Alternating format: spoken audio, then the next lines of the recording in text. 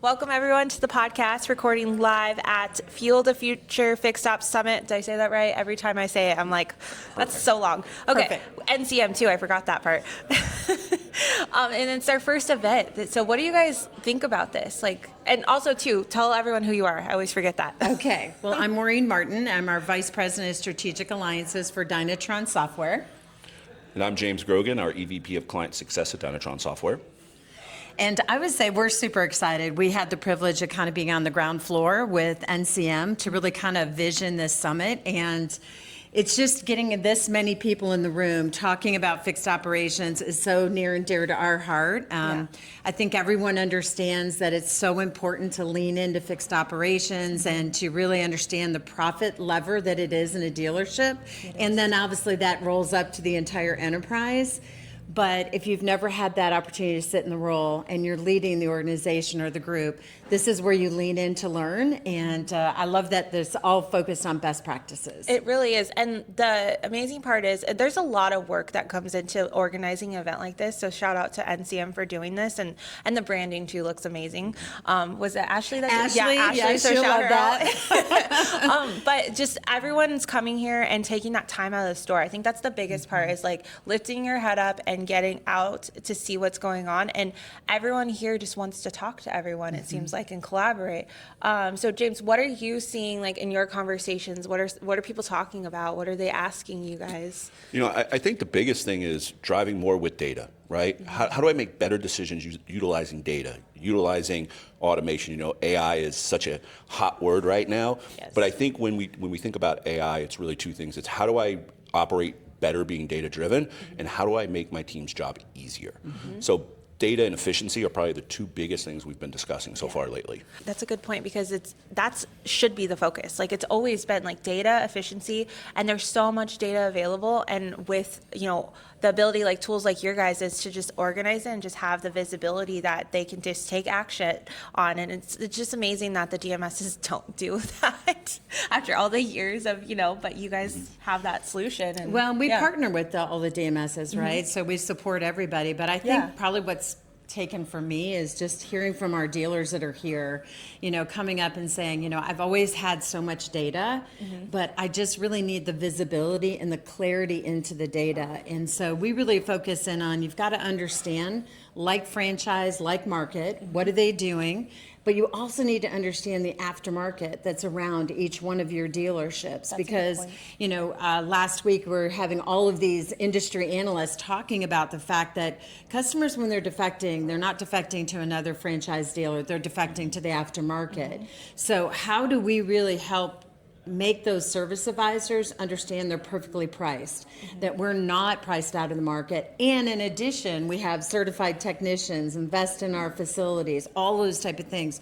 And so I think that's what's really been exciting. We kind of call it the data fog, that there's just a lot of data fog, and how do we get clarity and visibility in it to really drive the profit lever that we have to with all the margin erosion. Rick talked about it earlier, is that, it's leakage that you don't see, and how do we really help dealers to make sure that they're leveraging everything they can. So you guys are showing them the leakage, basically, and then that gives them confidence to act on it, and then they're arming the teams to know, this is what's holding us back, this is what we need to change. That's exactly what you guys are doing? Well, we always talk about in our industry is that, if there's a discount, who should see the discount? The customer, right? And what we see is in compliance is that there's adjustments to the line, or there's adjustment to the parts. And so, I always make the analogy when dealers or executives are like, help me to understand, I've always been on variable. I'm like, would you ever let a salesperson go out and sell any vehicle on the lot for whatever price they want?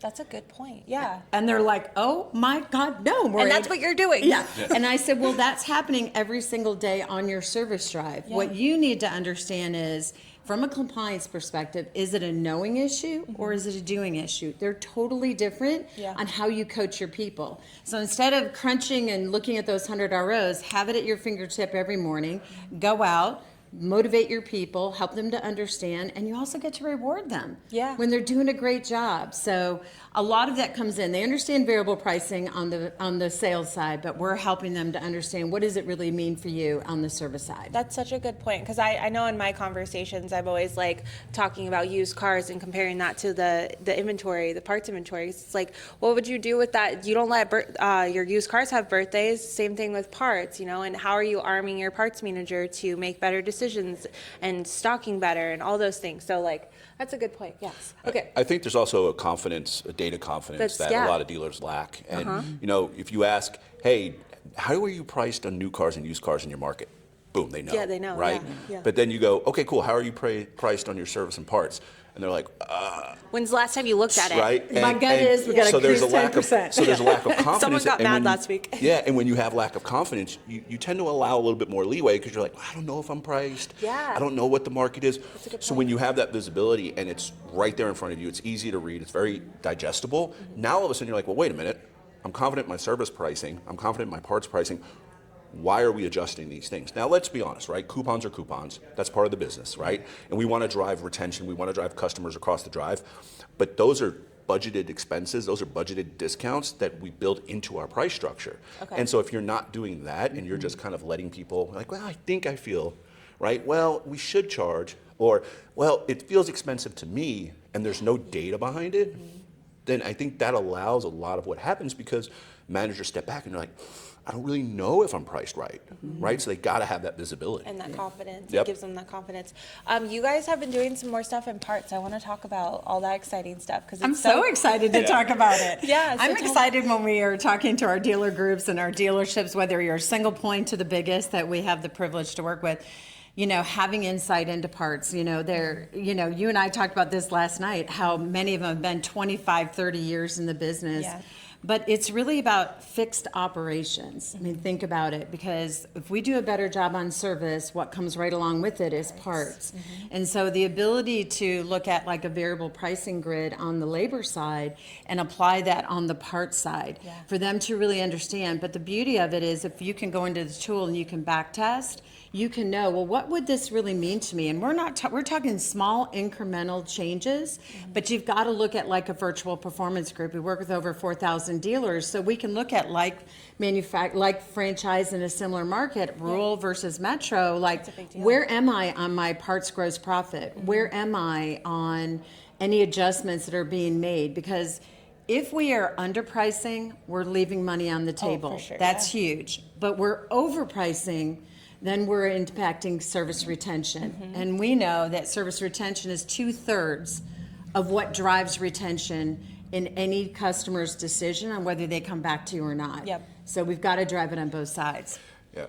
I think it's also, we're starting to kind of challenge the status quo in parts from a pricing standpoint because, for so long it was like, well, MSRP. Right, or list plus. Well, we all know what the manufacturers, right? Those adjust all the time. So now, when we look towards of a cost plus structure, we're being proactive with our adjustments because we can see every day. All of a sudden, if my margin starts to move, well, wait, why is it moving? Oh, wait, my cost went up. Yeah. Right. Well, if I'm doing a cost plus, I don't have to worry about that fluctuation because my pricing is already set. The other part is discounts, right?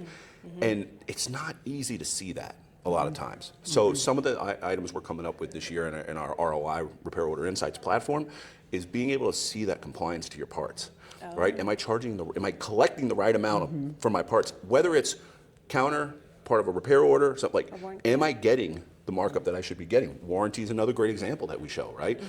Service contracts, right? We have a negotiated rate. Are we actually getting the negotiated rate? That's a so good all of point, these things help build, once again, to build confidence in the dealer leadership, that they're accurately priced, they can be proactive in seeing when they need to move, right? And it's not always about going up.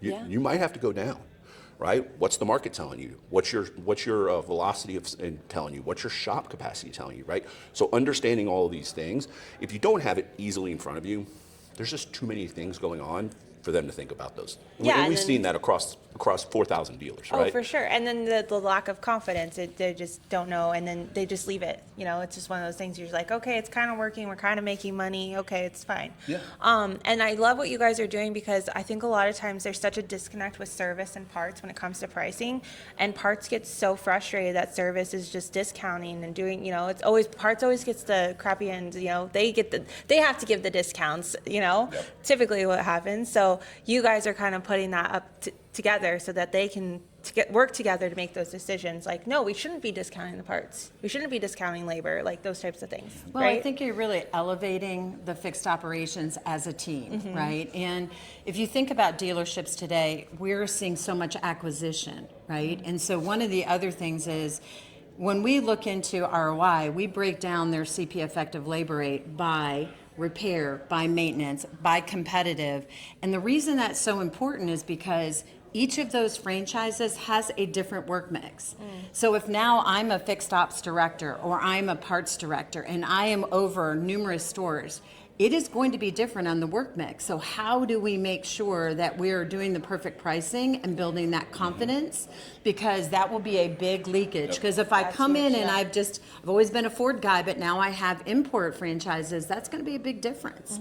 And so how do we really help them to be able to do it? Makes all the difference in the world. And we're really seeing that because, you know, we've been blessed to grow with our groups. Yes, you have, and it's been awesome to see. I mean, you came on my podcast when I first started. Yes, I did. 5-6 years ago. So it's been great to see you guys grow, and thank you guys so much for coming on. Is there anything you want to add as we wrap up? Is there anything exciting I think else? we're just feel like we excited covered. to be here. Yeah. I mean, honestly, I think this will be the first of many summits, and I think whenever the industry can come together, Yes. and every partner that's around that room, it's our privilege to be, you know, really worked with NCM on this, but everyone in that room is really truly trying to do something to help the dealers, and how we incorporate, how we go, all of these things that are coming at us. AI, we've talked a lot about here, is, you know, everybody goes, AI, oh, I don't want to talk about it. But it's here. It's going to change the world just like the internet did. And so how do we embrace it? How do we incorporate it? How do we leverage it? Yeah, that's what we're doing by being here. So thank you guys so much.